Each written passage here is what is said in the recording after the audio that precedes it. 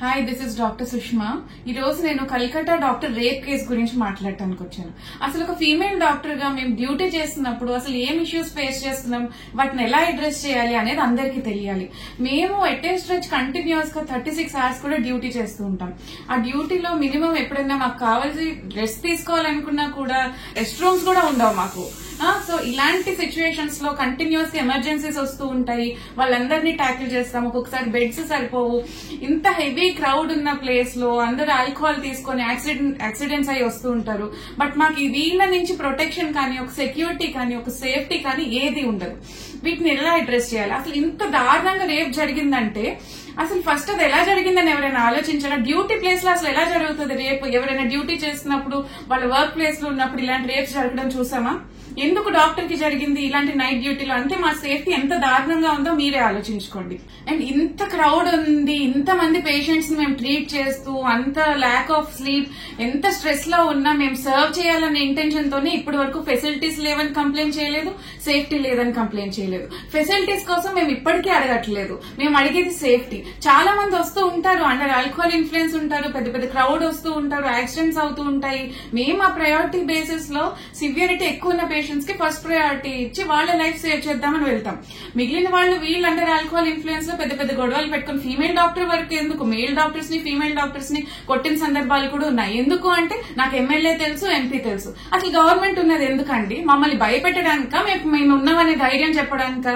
అసలు ఇన్ని సంవత్సరాలుగా ఇలాంటి కేసెస్ రిపీటెడ్ గా చూస్తూనే ఉన్నాం. ఏజ్ తో సంబంధం లేదు, చిన్న పిల్లల నుంచి పెద్ద వాళ్ల వరకు, ప్రొఫెషన్ తో సంబంధం లేదు. ఇష్టం వచ్చిన టైంలో, ఇష్టం వచ్చిన ప్లేస్ లో ఇలాంటి ఇన్సిడెంట్స్ చూస్తూనే ఉన్నాం. అసలు మన ఇండియాలో ఉమెన్ కి సెక్యూరిటీ ఏది? గవర్నమెంట్ అసలు ఏం యాక్షన్ తీసుకుంటుంది? ఇన్ని గవర్నమెంట్స్ మారుతూనే ఉన్నాయి. ఏవేవో పెద్ద పెద్ద ప్రాజెక్ట్స్ ఇంత డెవలప్ చేసాం, in future India developed country అయిపోతుంది, ఇన్ని చెప్తారు. కానీ సిచ్యువేషన్ అయితే ఏ మాత్రం మారట్లేదు. Only thing we are demanding is safety for women. మాకు ఒక స్ట్రాంగ్ లా కావాలి. ఇలాంటి పనిషబుల్ అఫెన్స్ చేసిన వాళ్ళకి ఇలాంటివి చెయ్యాలంటేనే భయపడాలి. అంత సివియర్ పనిష్మెంట్ ఇవ్వాలి. పబ్లిక్ గా మీడియాని పిలిచి మరీ పనిష్ చేయాలి. నెక్స్ట్ ఇలాంటివి చిన్నప్పటి నుంచి మన పిల్లలు పెరిగే విధానంలోనే మనం ఇంకల్కేట్ చేయాలి. బిహేవియరల్ చేంజెస్ అనేవి చిన్నప్పటి నుంచి పెరిగిన విధానంలోనే వస్తాయి.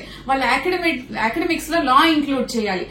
ఏది పనిషబుల్ అఫెన్స్, ఏం అఫెన్స్ చేస్తే ఏం పనిష్మెంట్ ఉంది అనే భయం చిన్నప్పటి నుంచి పిల్లలకు ఉండాలి. నెక్స్ట్ మన ఇండియన్ కల్చర్ లో కూడా ఎప్పుడు మగపిల్లలే గ్రేట్ అన్నట్టు, వాళ్ళు ఏం చేసినా చెల్లుతుంది అన్నట్టే పెంచుతారు. ఇప్పుడు మనం పిల్లల్ని చిన్నప్పటి నుంచి ఎడ్యుకేట్ చేయడంలోనే కాదు, మన బిహేవియర్ ఎలా ఉందనేది కూడా మనం ఆలోచించుకోవాలి.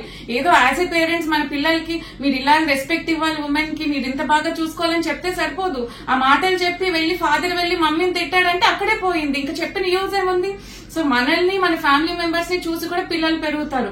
ఫస్ట్ మన మైండ్ సెట్ మారాలి, మన బిహేవియర్ మారాలి. అప్పుడే పిల్లలు పెరిగే విధానం, వాళ్ళు పెద్ద అయ్యాక ఉమెన్ కి ఎంత రెస్పెక్ట్ ఇస్తారు అనేది కూడా ఆధారపడి ఉంటుంది.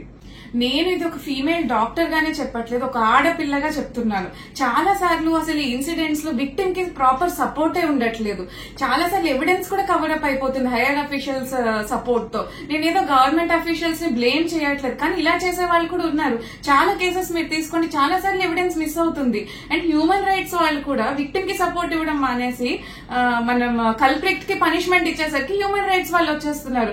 ఎందుకు విక్టిమ్స్ కి సపోర్ట్ ఇవ్వట్లేదు? ఏ విక్టిమ్ సఫర్ అయితే అది హ్యూమన్ రైట్స్ వాళ్ళు రారా? అసలు నేను ఇదంతా చెప్పడానికి కారణం ఏంటంటే, గవర్నమెంట్ కైనా, ఈ వీడియో చూస్తున్న కామన్ మ్యాన్ కైనా మీరు ఫస్ట్ మారండి. మగవాళ్ళు ఏం చేసినా ఆడవాళ్ళు పడతారు, మగవాళ్ళు గొప్ప అనే మైండ్ సెట్ మారండి. మిమ్మల్ని చూసి మీ పిల్లలు మారుతారు, మన ఫ్యూచర్ జనరేషన్ మారుతుంది, మన ఫ్యూచర్ అనేది బాగుంటుంది. సో ఇప్పటికీ ఇంకా మనకి ఇండియాలో ఎందుకు సెక్స్ డిటర్మినేషన్ క్రైమ్ అంటే ఇలాంటి క్రిమినల్స్ వల్లే. సో మనం ఫ్యూచర్ మార్చాలంటే ఫస్ట్ మనం మారాలి. నేను ఇది ఓన్లీ మగవాళ్ళకే చెప్పట్లేదు, ఆడవాళ్ళకి కూడా చెప్తున్నాను. మగపిల్లలంటే ఏదో గొప్ప అని అలా ఆ మైండ్ సెట్ తో పెంచకండి. అండ్ మనల్ని ఎవరైనా కించపరుస్తున్నా మన సెల్ఫ్ రెస్పెక్ట్ కోసం మనమే పోరాడాలి.